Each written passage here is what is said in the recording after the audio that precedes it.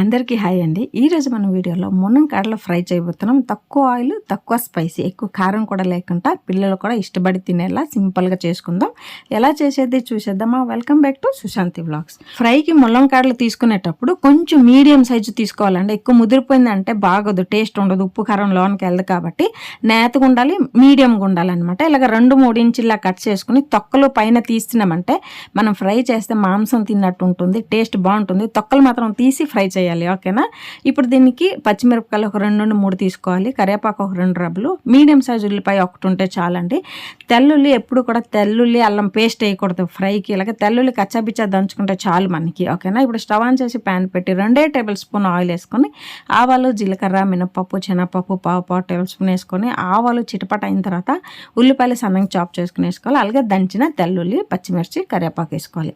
వేసుకొని ఒక 5 నిమిషాలు మీడియం ఫ్లేమ్లో ఫ్రై చేసుకుంటే వేగం అయిపోతుందండి, ఎక్కువ టైం పట్టదు, టేస్ట్ సూపర్ అనమాట. ఉల్లిపాయ ముక్కలు కొంచెం కలర్ చేంజ్ అయిన తర్వాత మనం కట్ చేసే మునక్కాడ ముక్కలు వేసుకుని పావు టేబుల్ స్పూన్ పసుపు, పావు టేబుల్ స్పూన్ కారం వేసుకోవాలండి.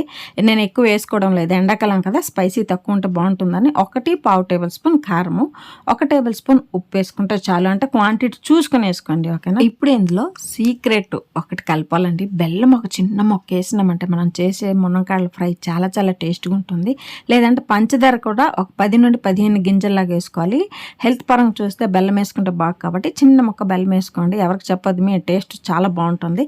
కలిపిన తర్వాత ఇందులో ముక్కలు ములిగేలా నీరు వేసుకోవాలి. ఎక్కువ నీరు వేసుకోకూడదండి. మీడియం అంటే నేతగా ఉంటే తక్కువ నీరు వేయండి, కొంచెం మీడియంగా ఉంటే కొంచెం ఎక్కువ నీరు.